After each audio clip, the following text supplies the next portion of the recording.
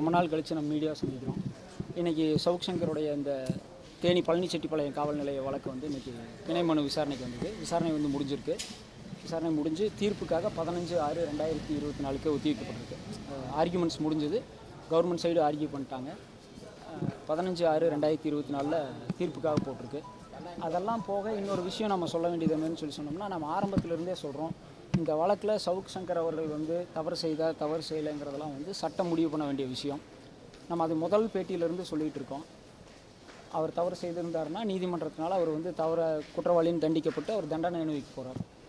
இரண்டாவது பார்த்திங்கன்னா, இப்போ நம்ம வந்து என்ன சொல்ல வந்திருக்கோம் அப்படின்னா, முதல்ல இருந்தே சொல்கிறோம், சட்டத்துக்கு மீறிய வன்முறைகள் வந்து அவர் மேலே நிகழ்த்தப்பட்டிருக்கு. கோவை சிறையில் வந்துட்டு அவர் தாக்கப்பட்டிருந்தாருன்னு சொல்லியிருந்தோம். அதை மெய்ப்பிக்கின்ற வகையில் வந்து கோவை நடுவர் நீதிமன்றம் 4 வந்து ஒரு உத்தரவு போட்டு அவருக்கு வந்து வலது கையில் அடிபட்டிருந்தது, ரைட் ஹேண்டில் கட்டு போட்டிருந்தோம். இதெல்லாம் போக சிறைச்சாலையை மாற்றணும். சிறைச்சாலை ஏன் மாற்றணும்னு சொன்னோம்னா, அவரை பொறுத்த வரைக்கும் அந்த சிறையில் வந்து தனிப்பட்ட முறையில் அந்த ஜெயில் சூப்பர்டென்ட்டுக்கும் அவர் வந்து ரொம்ப கொடுமைகள் பண்ணுறாருன்னு சொல்லிட்டு ஆனரபிள் ஹைகோர்ட் ஆஃப் மெட்ராஸ் அடிப்படையில் சிறை மாற்றப்பட்டு இப்போ சென்ட்ரல் புழல் சிறையில் இருக்கார்.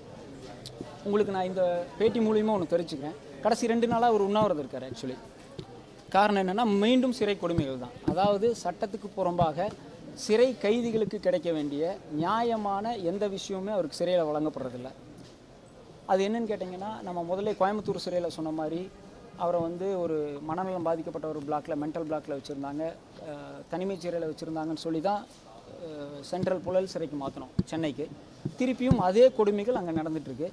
சொல்ல போனோம்னு சொன்னோம்னா, 24 மணி நேரம் ஒரு காவலரை போட்டு, சிறைங்கிறதே ஒரு காவல் தான், அந்த காவலுக்குள்ளேயும் இன்னொரு காவலரை 24 மணி நேரம் போட்டு அவரை வந்து தொடர்ந்து மன சித்திரவதைக்கு செஞ்சிட்ருக்காங்க இந்த சிறை நிர்வாகம். இதை நாங்கள் வந்து கண்டிப்பாக வந்துட்டு நீதிமன்றங்களுக்கு எடுத்து சென்று அந்த சிறை கொடுமைகளுக்கு எதிராக வந்து நாங்கள் வந்து மனு அளிக்க போகிறோம். இதை கண்டித்து அவர் வந்து 2 நாளாக வந்து உண்ணாவிரதம் இருந்துட்டு, நேற்று வந்து அவரை கட்டாயப்படுத்தி வந்து உண்ணாவிரதத்தை முடிச்சுக்க சொல்லியும், ஹாஸ்பிட்டலில் வந்து ஜெயிலில் இருக்கக்கூடிய ஹாஸ்பிட்டலில் வச்சு அவருக்கு ட்ரிப்ஸ் போட்டதாகவும் அங்கேருந்து பார்த்த வழக்கறிஞர்கள் நம்மளுக்கு தகவல் சொல்லியிருந்தாங்க. இன்றைக்கி அவர் பெயில் பேசும்போது இதை சொல்லணும் அப்படிங்கிறத சொல்லியிருந்தார். நம்ம திருப்பியும் அதுதான் சொல்கிறோம், அவர் தவறு செய்யப்பட்டிருந்தால் சட்டப்படி தண்டிக்கப்பட வேண்டியது வேறு.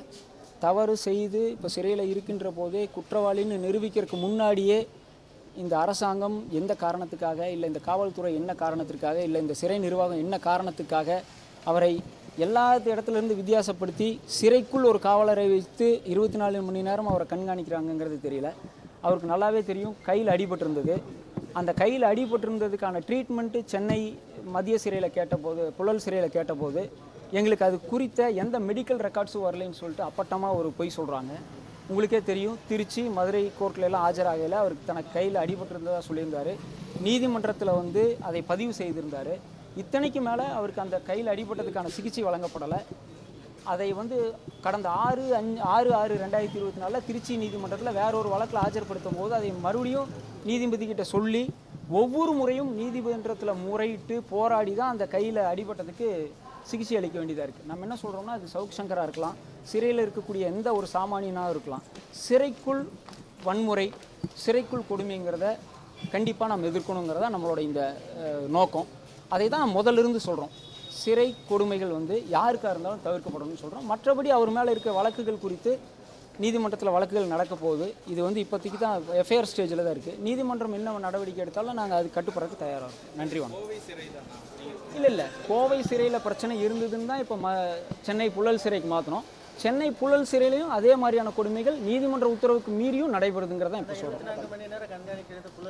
புழல் சிறையில் புழலில் 24 மணி நேரம் ஒரு போலீஸை 24 ஹவர்ஸ் ஒரு போலீஸை ரவுண்ட் அப்பில் டியூட்டி வைஸ் போட்டு அவர் கூடையே இருக்க வச்சு 24 மணி நேரம் ஒரு போலீஸை கூடையே வச்சு அவரை மனச்சோர்வுக்கு உண்டாக்குறது, மன உளைச்சலுக்கு உண்டாக்குறதுங்கிறது சென்னை புழல் சிறையில் நடக்குது.